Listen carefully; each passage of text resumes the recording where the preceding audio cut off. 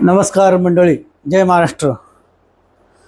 भारताच्या लोकशाहीला भक्कम करण्यासाठी किंवा एकंदरीतच या 75-76 वर्षातल्या लोकशाहीला संपवण्यासाठी धडपड करणारी जी काही यंत्रणा आहे, त्या यंत्रणेला लोकशाहीच्या निवडणुकीच्या माध्यमातून आता सुरुवात झालेली आहे. या निवडणुकीनंतर असं बोललं जातं की एकतर या देशामधलं हे जे संविधान आहे, हे संविधान पूर्णपणे बदललं जाईल जर मोदी पुन्हा सत्तेत आले तर, आणि जर मोदी नाही आले सत्तेत तर ह्या देशाचं संविधान अबाधित राहील.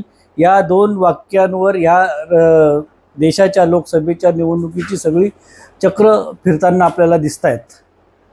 मंडळी, विषय खूप छोटा आहे तसा म्हणायला. जर आपण बघितलं तर एकीकडं हेगडे असतील भाजपचे खासदार, ते मुंडे असतील, पंकजा मुंडे असेल, किंवा मग अजून त्यांचे इतर खासदार असतील, हे वारंवार ज्या पद्धतीने सांगतायत की आम्ही 2024ची निवडणूक जर जिंकलो तर आम्ही या देशाचं संविधान बदलणार आहोत. आणि मग बदलणार आहोत म्हणजे नेमकं काय करणार आहेत ते?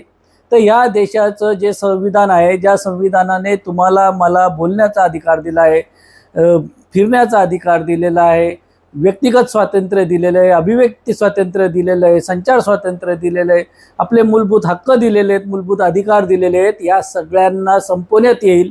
आणि फार पूर्वीच्या प्राचीनच्या काळामध्ये जी काही मनुस्मृती म्हणून जो काही ग्रंथ या मनुवाद्यांनी निर्माण केला होता, तथाकथित मनुवाद्यांच्या या मनुस्मृतीच्या ज्या काही पद्धती आहेत, जे काही नियम आहेत, अटी आहेत, हे या भारतातल्या तुमच्या माझ्यावर लादले जातील.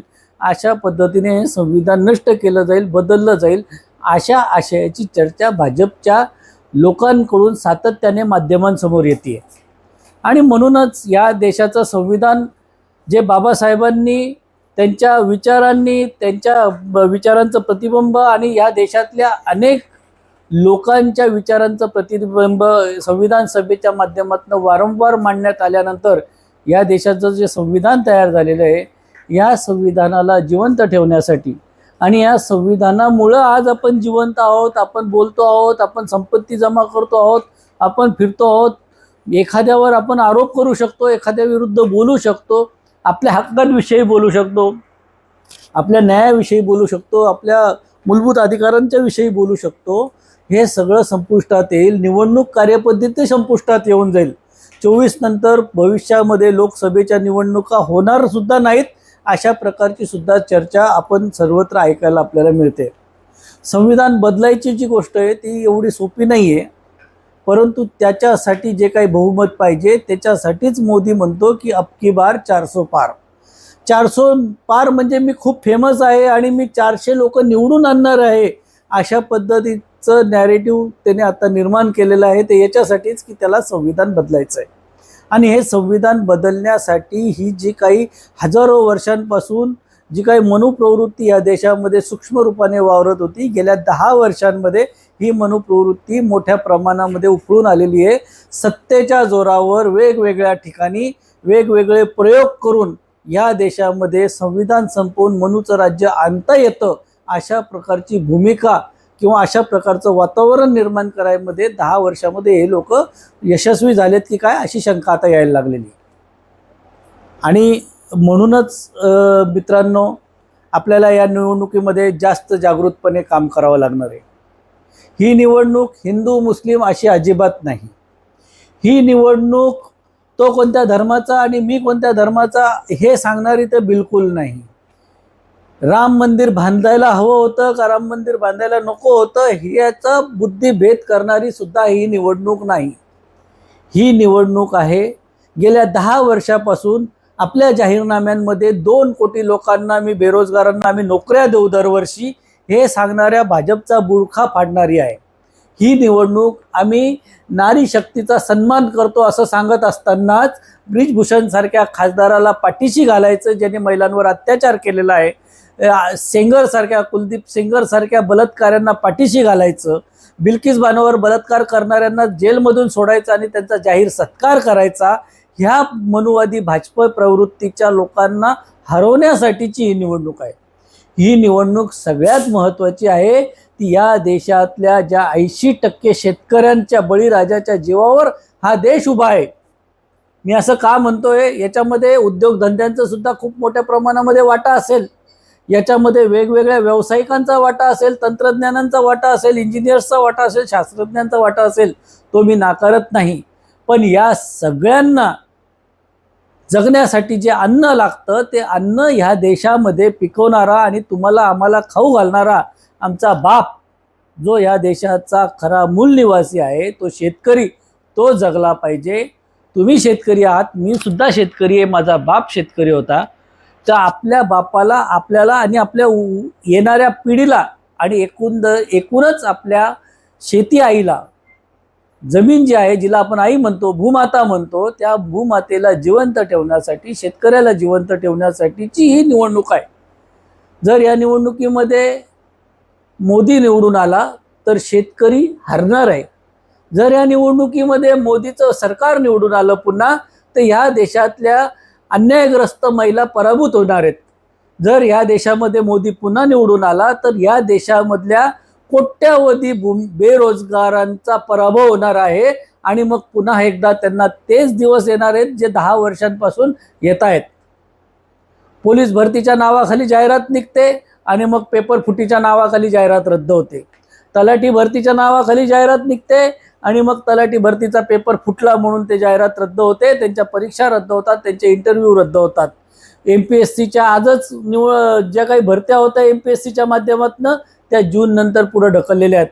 म्हणजे दरम्यानच्या काळामध्ये जे पात्र लोक होते वयामध्ये बसणारे, ते वयात न बसता त्यांचं एज बार होतील आणि ते आपल्या हक्कापासून परावृत्त होतील किंवा त्यांना डावललं जाईल, त्यांना नाकारलं जाईल. अशा पद्धतीची ही यंत्रणा भाजपने जी 10 वर्षामध्ये उभी केलेली आहे, तिच्या विरुद्ध आपल्याला सगळ्यांना उभं राहून लढायचं आहे. आणि म्हणून जो श्रीराम बोलेगा वही इस देश पे राज करेगा, असं म्हणून 2 पासून ते 305 पर्यंत जी काही भाजप सत्तेत येत गेली, तिने या देशातल्या तुमच्या आमच्यासारख्या सामान्य नागरिकांचा, बहुजनांचा बुद्धिभ्रम केलेला आहे, भ्रमनिराश केलेला आहे, आपल्याला निराशेच्या गर्तेमध्ये ढकललेलं आहे. 2च वर्ष झालीत, 2021 आणि 22. या 2 वर्षाच्या काळामध्ये कोरोनाला या सगळ्या जगाला कोरोनाने झपाटलेलं असताना तुम्ही बघितलंय, मुंबईतले, बिहारमध्ये राहणारे, उत्तर प्रदेशमध्ये राहणारे, पश्चिम बंगालमध्ये राहणारे, मध्य प्रदेशमध्ये राहणारे, राजस्थानमध्ये राहणारे जे काही लोक आहेत, जे मुंबई, पुणे आणि महाराष्ट्रामध्ये वेगवेगळ्या ठिकाणी उद्योगासाठी, रोजगारासाठी आले होते, या लोकांना घरी जाण्यासाठी रेल्वे सुद्धा उपलब्ध न करून द्यायचं पाप भाजप सरकारने केलं होतं. हजारो किलोमीटर पायी आपल्या मुलाबाळांना घेऊन हे लोक गेले. रस्त्यामध्ये अनेक कुटुंबातले अनेक जण दगावले, उपासमारीने दगावले, काही कोरोनाने दगावले, काही आजारपणामुळे दगावले, काहींनी आत्महत्या केल्या, काहींनी कायमचं तिकडं राहणं पसंत केलं.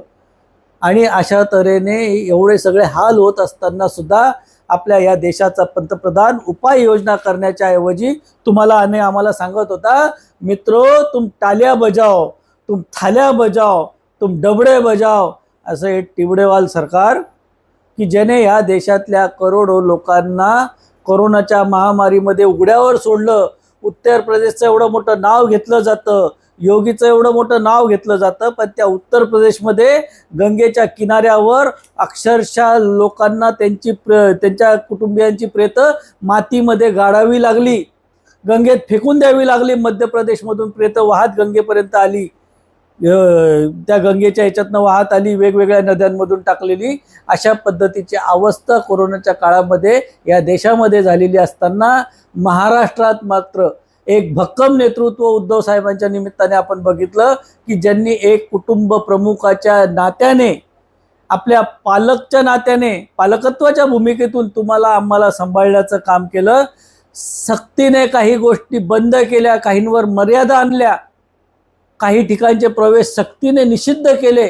त्याचा उद्देश एकच होता की तुम्ही जगले पाहिजे, तुमचं कुटुंबीय जगलं पाहिजे, होय माझा महाराष्ट्र जगला पाहिजे. परंतु 2 वर्षामध्ये घरी बसून होते, घर कोंबड्यासारखं तिथून सरकार हाकलत होते. अरे बाबा, तुझा मोदी सुद्धा सगळे परदेश दौरे संपवून घरीच बसला होता ना. तो कोणता हवाई सफरी करत होता किंवा राज्यात आणि देशात फिरत होता की कोरोनाची काय अवस्था आहे. ज्या वेळेला लॉकडाऊन होतं तेव्हा मोदींचे तुम्ही दौरे बघा, तपासा, ते सुद्धा त्यांच्या घरीच बसलेले होते, कुठंच गेले नव्हते. आणि मग दुसऱ्याला टार्गेट करायचं, कुजबूज गँग मार्फत, ट्रोलर्स मार्फत आपल्या 40 पैशाच्या भिकारड्या पोरांच्या टोळ्यांबरोबर बसून मुख्यमंत्र्यांवर आरोप करायचे. आणि एवढ्यानेही भागलं नाही. महाराष्ट्रामध्ये उद्धव साहेबांचं आणि महाविकास आघाडीचं आपण पतन करू शकत नाही हे लक्षात आल्यावर सुरत मार्गे, गुवाहाटी मार्गे, परत गोवा, मुंबई असं आमदार खासदार फोडायचे.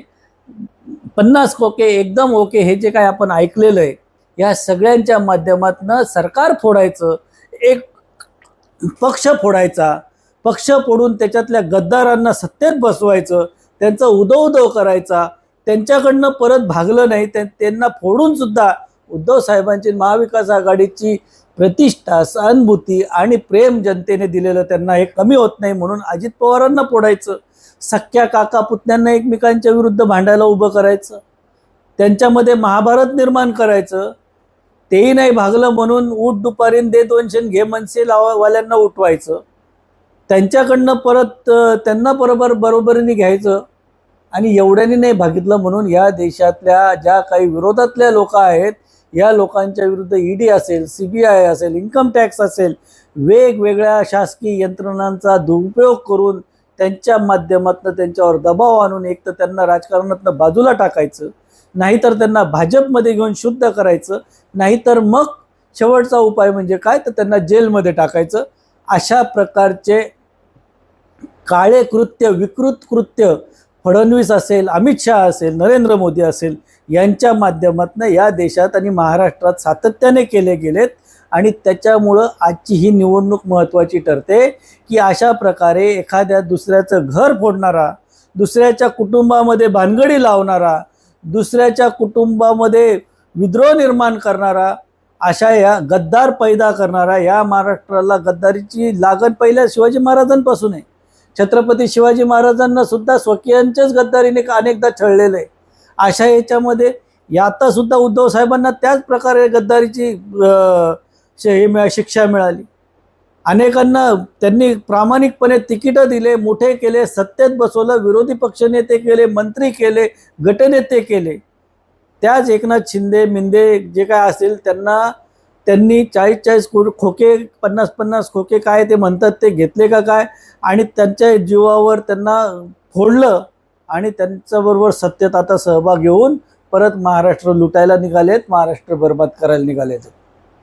आणि म्हणून त्या निमित्ताने हे सगळं बघणं अस्वस्थ होतं. माझ्यासारख्या संवेदनशील माणसाला हे नाही सहन होत.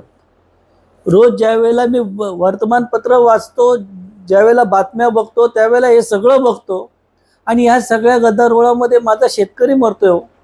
आजही माझ्या घरामध्ये 50 क्विंटल सोयाबीन पडून आहे. का तर त्याला भाव नाही. 2000 साली सुद्धा 4000 रुपये भाव होता, 4200 रुपये भाव होता सोयाबीनला. आजही तोच भाव आहे.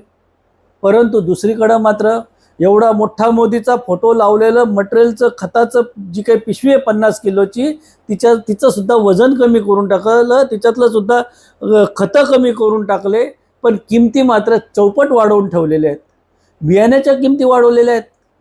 ह्या वर्षी जे काही हंगाम गेला कपाशीचा मागच्या वर्षाचा, त्या हंगामामध्ये जे काही बियाणं शेतकऱ्यांना मिळालं ते इतकं निकृष्ट आणि बोगस दर्जाचं होतं की त्याच्यावर लवकरच बोंडाळी पडली. आणि म्हणून या वर्षी संपूर्ण महाराष्ट्रातल्या कपाशी उत्पादक शेतकऱ्यांना अभूतपूर्व असं नुकसानीला सामोरं जावं लागलं. कर्जाची परतफेड करता येण्यासुद्धा एवढे सुद्धा पैसे त्यांच्याकडे आज शिल्लक नाही आहेत आणि त्याच्यावर दुष्काळी परिस्थिती. परंतु दुष्काळ, शेतकऱ्यांची हालअपेष्टा, मध्येच पिकं उभी असताना ऐन हंगामाच्या वेळेला आलेली गारपीट असेल, बेमोसमी पाऊस असेल, यांचा कुठलाही पंचनामा, कुठलीही तरतूद, कुठली दखल या सरकारने घेतली नाही. ना एकनाथ शिंदेने घेतली, ना फडणवीसने घेतली, ना धरणबाबा अजित पवारने घेतली. यांनी कोणीच घेतली नाही. शेतकरी तसा आहे, तसाच रोज कष्ट करतोय, तसाच मरतोय, तसाच संघर्ष करतोय आणि आशा करतोय की हे सरकार लवकरात लवकर गेलं पाहिजे. आणि 2014च्या अगोदरचं जे सरकार होतं, आमच्या शेतात लाल्या पडला तरी आमच्या खात्यामध्ये 2-3 हजार रुपये जमा होत होते. आमच्याकडे थोडीशी गारपीट झाली तरी 3-3 हजार रुपये जमा होत होते.